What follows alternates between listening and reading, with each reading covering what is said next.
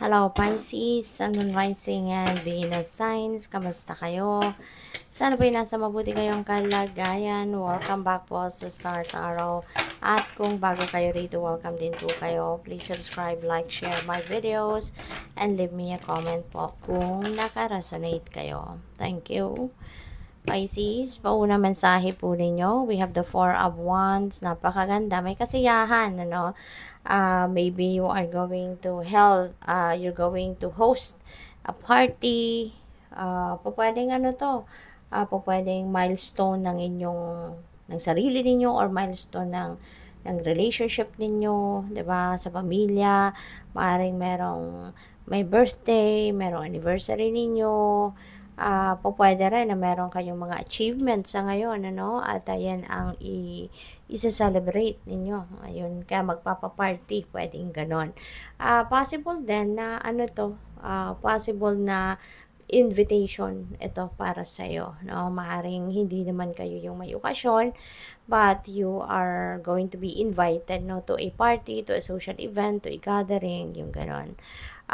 There could be wedding, no? Kung hindi man kayo ikakasal, baka may a-attendan kayong kasal, yung ganon. So, good luck sa iyo and have fun. We have number 5 of cups. Ayan. So, ang iba sa inyo nanghihinayang, ano? Merong regrets. Pwede rin na ang iba sa inyo rito baka ito yung panghihinayangan ninyo, 'di ba? Na hindi kayo makaka-attend, na hindi kayo makakapunta, hindi ninyo makikita or makakasama yung mga mahal niyo sa buhay or mga kaibigan, no? So pwedeng ito yung panghihinayangan ninyo or ito yung pagsisisihan ninyo na nag-no kayo, 'di ba? Na hindi kayo nag-confirm, kaya hindi kayo nabigyan ng RSVP, yung mga ganon. So, pwede rin na this is something else, no? Hindi naman lahat, no? 'Di ba? May mga ganitong okasyon naman po na invitation. So this could be something else para sa iba sa inyo. This could be an opportunity na maaaring mami-miss ninyo or na-miss ninyo, no?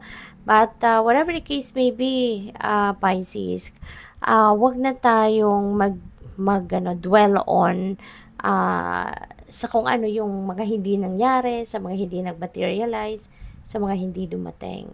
Wag na nating pagsisihan yan. Kasi, simple lang. No? May rason ang lahat, diba? Let's always remember that there are reasons for everything. And the fact na kung ito na nanghihinayang kayo because na-miss niyo, and simply lang, diba? It's not for you. Because otherwise, yan ay may enjoy ninyo, yan ay mapupunta sa'yo. Diba? Kaya yung ganito na hindi, hindi napunta sa'yo.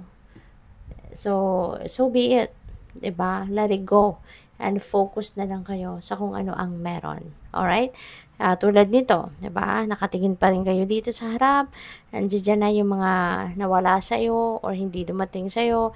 Pero ito na o-overlook ninyo yung 2 cup, 'di ba? Etong 2 cup nakatayo ba kasi full pa sila.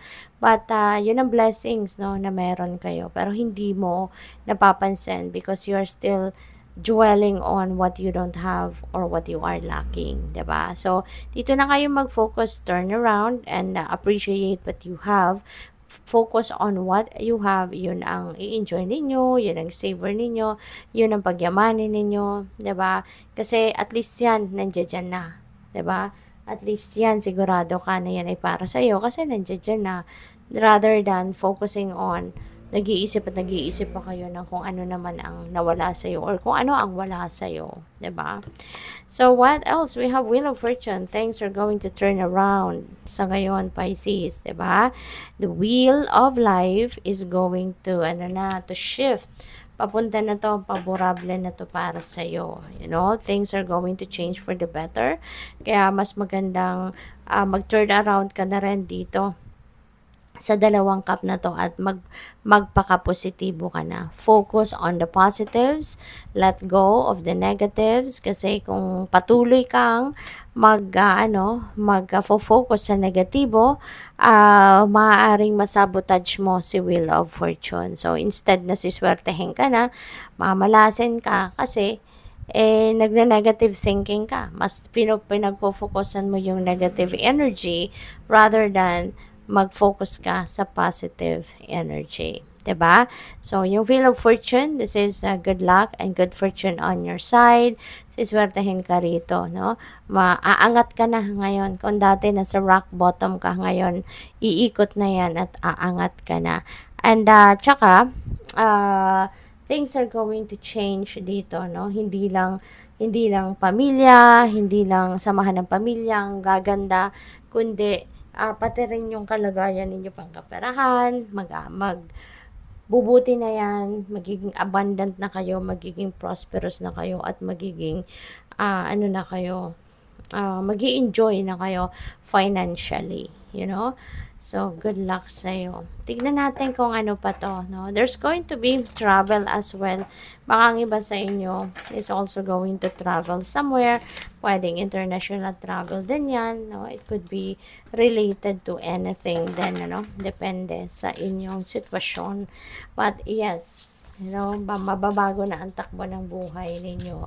Magiging masaya, mas magaan, mas maswerte. We have direction. Do not deviate from your path. Attract a mentor if necessary.